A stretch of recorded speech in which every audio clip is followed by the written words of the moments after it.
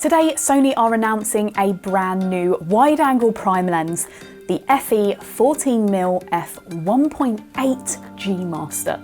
Now, this new lens offers users the ability to shoot really high-resolution images using high-resolution cameras with really pristine optical performance. And also, you've got an f1.8 aperture at a very wide focal length, so it doesn't really matter what the lighting situation is, you're probably going to be covered. Obviously, a lens like this will be fantastic for something like nighttime photography, night sky photography, but unfortunately when I had the lens, it was hazy at best and just cloud covered at worst. But we did get some sunshine in the day and around sunset, so at least I can offer you guys some colour rather than just looking at grey again, so hooray for spring.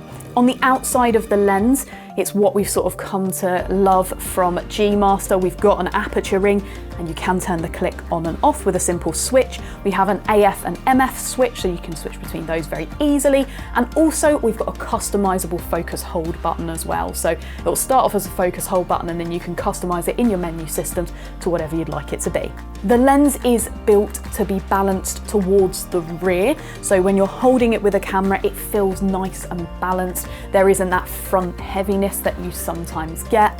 Also inside we've got an ED element and a super ED element which help to remove and reduce chromatic aberration, which, to be fair, whilst I was shooting I actually didn't notice almost any of at all looking back through the images, so I was pretty happy with that.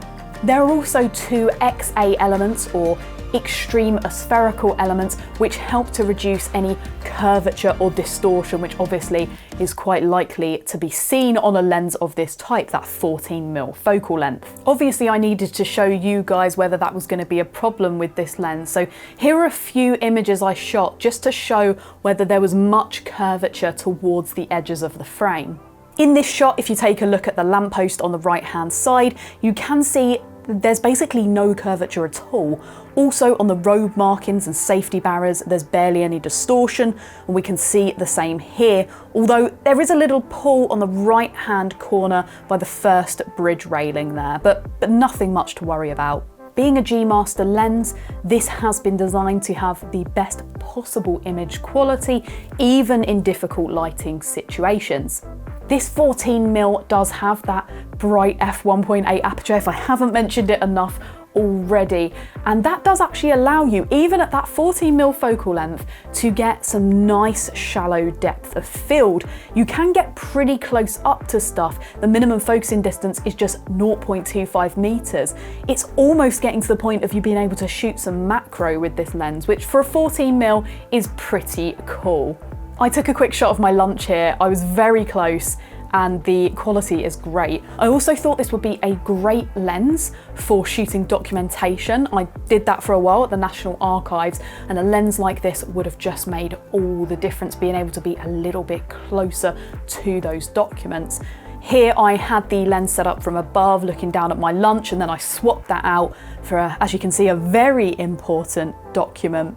Even in the corners, the lens is sharp. Outside, you can see here, the close-up of these leaves is fantastic quality as well, and that shallow depth of field is obvious. It just means you can blur out backgrounds or foregrounds depending on whether a landscape image calls for it, which is great for a 14mm because normally it's all in focus or nothing really. And sometimes it is nice to have that slightly more artistic loss of the foreground or background, especially when things aren't as pretty as they could be. If you don't have, you know, perfectly frosty grass in the foreground or something, sometimes you need that a little bit of help just to melt away any ugliness so you can really bring to life the subject that you're aiming to get. The front element of this lens does have a fluorine coating, which will help to protect it from oil and dirt, water sticking to that front element and marking it up, so it should keep it nice and clean and clear for shooting.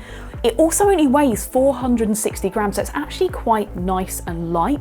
It focuses internally. It's driven by 2XD linear motors, so that creates a really fast, accurate, smooth autofocus. Linear motors are so much better than rotational motors, so it just makes it a lot more accurate. And at that size and the internal focusing and that weight, this kind of makes it a perfect lens for gimbal usage. Now, as I've already mentioned, I only had it for a very, very short amount of time, so I didn't get a chance to try it on a gimbal, but it's certainly something we'll get back in the future, and I'm sure George and Sean will both want to get their hands on it for doing some gimbal work. The lens does have a bulbous front element and a built-in sort of petal lens hood, so it can't take filters on the front, although I'm sure there'll be an adapter by some third-party company at some point. However, you can actually put film filters into the back, and I can't show you this because my sample didn't come with the ability to do this in the box because it was just a sort of pre-production sample. But when you get yours, if you decide to go for one of these, it will come with a little cutting template, so you can cut things like circular polarizer film or ND film, which you can then put across the rear element to use as a filter system, just meaning you don't have to stick anything across that bulbous front element. I think that's pretty cool. Again, it keeps that weight and sizing down of this lens. Now, if you want to find out more about the new FE 14mm f1.8 G Master, then there's loads of information on our website. Make sure to check it out. I'll pop a link in the description to the store page. As always, you can give us a call, send us an email, or put a comment here. We love hearing from you, and if we can, we will always do our best to answer all of your questions. Also, hit us up about any future content you'd like to see, or if you've got any questions about the rest of the Sony range too. Make sure to subscribe to the channel and turn on notifications. This is an initial overview of this 14mm, but I'm sure we'll see it back. And we've been covering so many product releases recently, as well as doing some technique stuff, some challenges. So make sure to subscribe, click that little bell to turn on notifications so that you always get to see me, George and Sean on your screens. But for now, a big thank you for watching, and I hope you join me again soon for some more content from Wex Photo Video.